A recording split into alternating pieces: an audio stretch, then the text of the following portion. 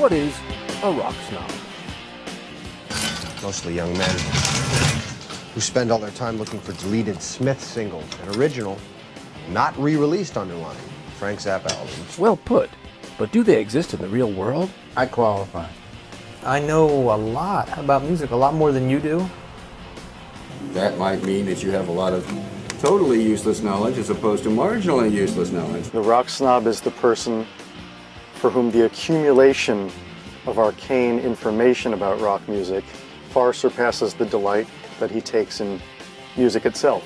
Keep my records in the category, okay? Just put the rock and roll in with the rock and roll. Put the R&B in with the R&B. It's almost like a point system. You score points, of course, for liking a band that no one else likes. It's cool if no one else likes them because they're unhip, like they've already been cool and sort of past their prime, but it's much better if no one's discovered them, if they never really had that sort of broad appeal. The greatest cinematic representation of the rock snob is probably Barry, as played by Jack Black in the movie High Fidelity. Holy shit! What the fuck is that? It's the new Belle and Sebastian. It's the record we've been listening to and enjoying, Barry. Well, that's unfortunate because it sucks ass. Don't tell anybody you don't own fucking Blonde on Blonde. It's gonna be okay. Do we look like the kind of store that sells I just called to say I love you? Go to the mall. What makes a rock snob? I would say that my first steps towards rock snobbery began when I went to Old Boys Catholic High School and had no friends, and formed a band with other losers in school who had no friends. I grew up in Detroit when Motown really was coming together. Now, Motown was really just two little houses next to each other. I would just camp out on the front lawn, and then when I went off to college, I was just like the authority. I knew, you know, as obscure as the records got. The great redeeming factor about rock snobs is that you can actually learn a lot from them. Here's a good example. Did you ever see this word on a keyboard? Moog? First off, it's pronounced Moog. If you can get past the snob haughtiness, you'll find a lot of cool stuff about the Moog, rock's revolutionary synthesizer.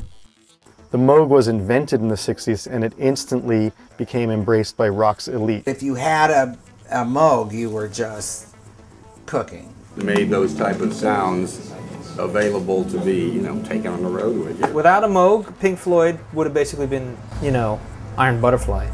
Okay then. There is definitely something just about the name, the way that it looks, and the fact that it's on an instrument that sounds the way it does. Musician and filmmaker Hans Fjellestad made a documentary about the Moog and its legendary inventor, Dr. Robert Moog. An unknown to most of us, but a god to the snobs. There has never been anything surpass it. I mean, it changed the face of music. And then you find out more about him and how cool he is. He was much happier being in the wings, watching a musician do something really interesting with one of his instruments. It was absolutely fantastic. Yeah. This is not a joke, but it's absolutely true. It definitely was something that just kind of captures the imagination. Steve Porcaro, session veteran and synth whiz of the band Toto, clearly remembers his first Moog sighting. Emerson, Lake and Palmer, Hollywood Bowl. This low note all of a sudden comes out of the speakers, and then it slides up to this super high pitch, this ear-piercing pitch.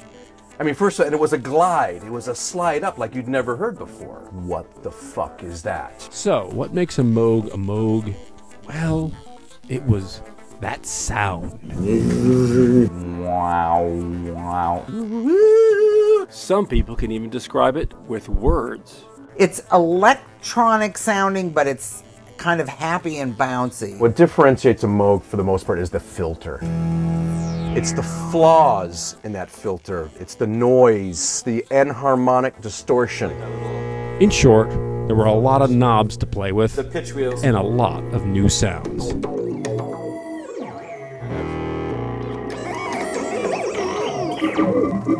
Which leads us to the subject of the Moog masters, such as Keith Emerson and P-Funk's Bernie Worrell. Or probably the most fun topic, the Ur-70 sound of Yes, and its flashy ivory tickler, Rick Wakeman. What Rick Wakeman brought to the party in terms of the Moog synthesizer was the idea that you could combine a synthesizer with a cape. I mean, for a while there, you know, you figured, gee, if I can play synthesizer, then I can buy a cape, you know. A cape with shiny brocade inlay. For the first time in your life as a keyboard player, you could go on and give the guitarists a run for their money. Rick Wakeman would assign the keyboard to send voltage to the filter. Here's the filter. And look, I can actually play the filter with the keyboard. That's with no oscillators on. So what Rick did was he made it so that he really opened up the filter with the keyboard. And he'd put a little bit of glide on it. And Rick really exploited that with Yes.